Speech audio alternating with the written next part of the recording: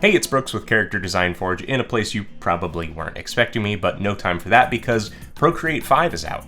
It's honestly the biggest, best update to my favorite app for creating digital art, and now whether you're eager to dive into 5 or you're on the fence about getting into Procreate, here's everything new in Procreate 5. A few things you may have heard of, and a few that you may not have that I've found overusing it in the last few months.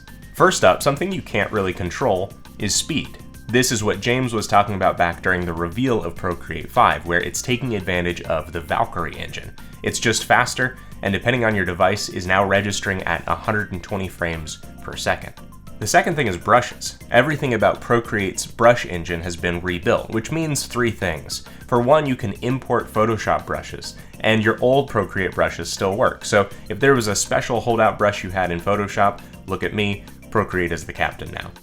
2, the new engine allows for crazy customization options similar to what were previously available in Photoshop, including brush blending modes, color dynamics, glaze and natural properties, texture and pattern options, all of it in a new brush workshop where it's really easy to start making your own brushes. Like if I wanted to make a brush out of the child for some reason, it's super easy to do that. And third, this powerful of a toolset means you should really keep your eye out on folks making non-Baby Yoda brushes like Max Ulickney, who will no doubt continue to make brush packs even better than what he was able to achieve in the old engine.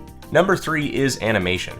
As I've shown you a few times before, animation is this really seamless new addition to Procreate that works really well. Going into Canvas and then Animation Assist will bring up a menu that now treats every layer and layer group as their own frame of animation. And you can turn layers into foreground and background elements so that they stay constant throughout an animation. Now, since the reveal of this tool, they've added a few new features that help you in your workflow, like blend primary frame and color secondary frames, which just helps differentiate on a workflow level the frame that you're working on versus the onion skin frames around it. It's a really helpful thing. Of course, you can export your animation just as a GIF or the individual frames to assemble in something like After Effects later as well.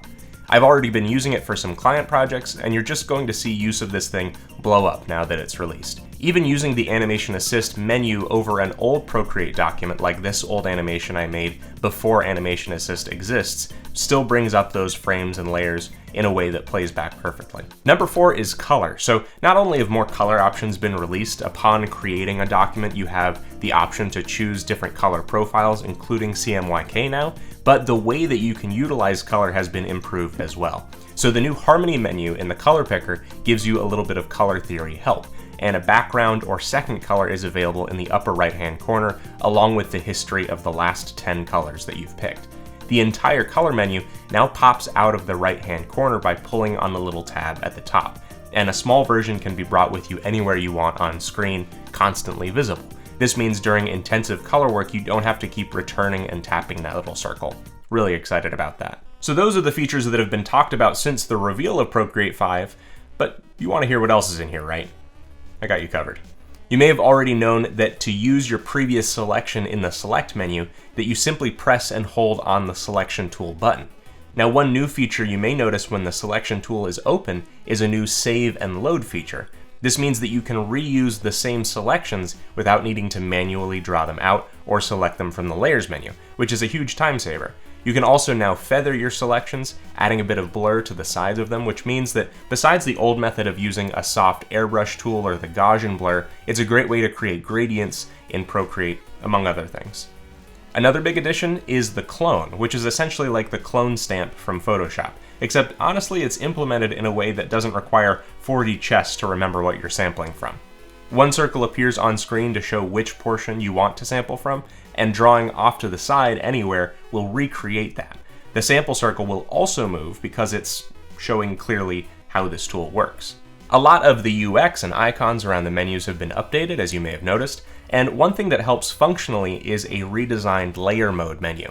So now all your modes are in one scrollable list, with the ones that generally blend darker above normal, and the contrast and lightness-based modes below normal. The nice thing is that it now updates in real time as you scroll through these modes, so you can experiment a lot quicker.